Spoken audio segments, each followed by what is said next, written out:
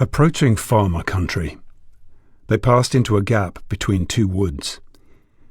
Pia knew that the woods were called Eastwood and Westwood, and the gap between them was called the Break.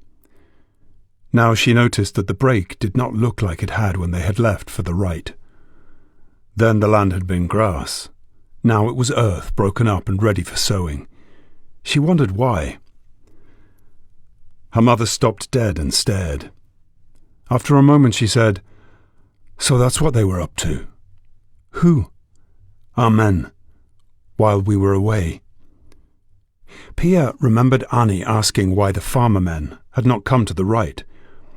At the time Pia had not thought much about it. Annie had made it seem like a casual question, but maybe it was not so casual. Jana spoke irately, half to herself. "They wanted to do it, while we were at the midsummer rite, so we couldn't try to talk them out of it."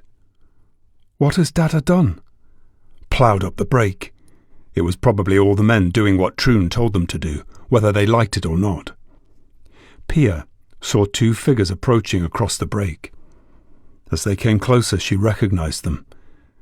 One was Troon, the leader of the farmers, called the Big Man, which was funny because he was quite small, though he made up for it by shouting bossily. The other was his minion, Shen. Troon was Stam's father, and Stam ran to him excitedly. Troon patted the boy's head and nodded to Stam's mother, Catch. She was a timid person, Pia thought, perhaps because her man was so domineering. Stam's mother and Pia's father were sister and brother, which was why Stam and Pia were cousins. She had recently learned what cousin really meant. Most people were afraid of Troon, but Jana was not. "What on earth have you done?" she said. The other women came closer to hear the conversation. Jana was sticking her neck out by criticizing Troon. They would not have dared, but they were pleased to see her standing up to him. Troon looked offended by her tone, but he only said, "I've created more farmland. We need it."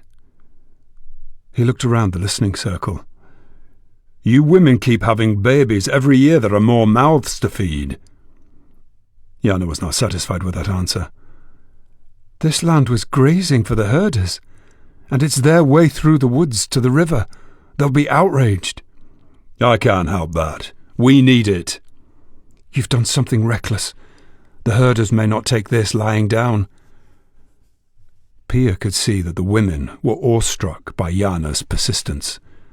"Leave this to me," Troon said, and he looked defensive, as if Jana was the leader and he was being reprimanded. "Don't you worry." "I'll worry, and you'll worry too if this starts a war. For every farmer there must be 10 herders at least. We would be wiped out." "They'll never attack us. Herders are ruled by their women. They're cowards." "I hope you're right," said Jana.